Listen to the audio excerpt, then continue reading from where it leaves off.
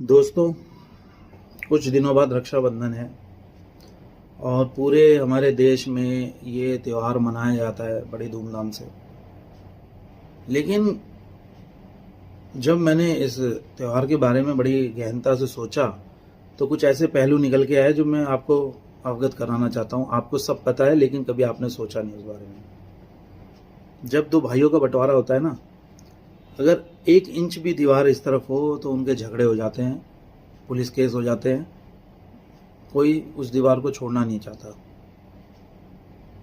और उसके बाद वो जीवन भर के लिए दुश्मन बन जाते हैं। और लगभग 90 से 99% आज हमारे देश में या विश्व में ये कहानी है ना। सबके घर में, अगर किसी के नहीं है तो होने वाले हैं, और जिसके हो चुके हैं तो वो इन चीज़ों को समझेगा।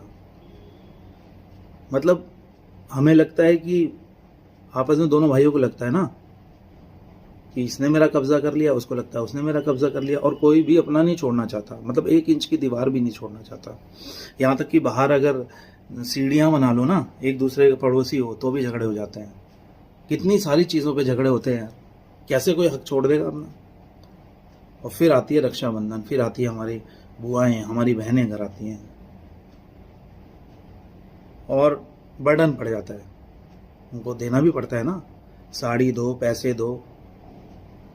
फिर जो भाभियाँ होती हैं या वाइफ होती हैं या बहुएँ होती हैं, उनको लगता है यार कितना दे देते हैं इनको, बताओ क्या ज़रूरत थी।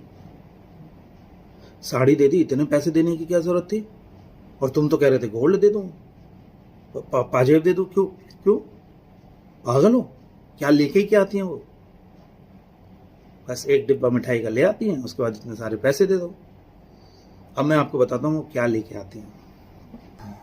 एक लड़की, हमारा देश है ना हमेशा पुरुष प्रधान रहा।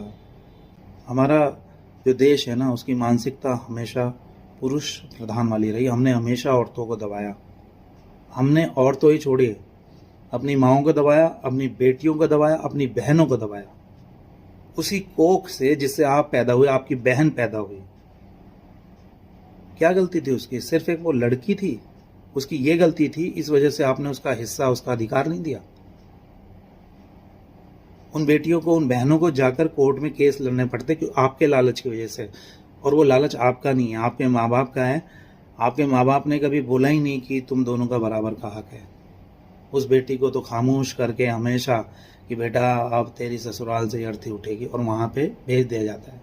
और ससुराल वाले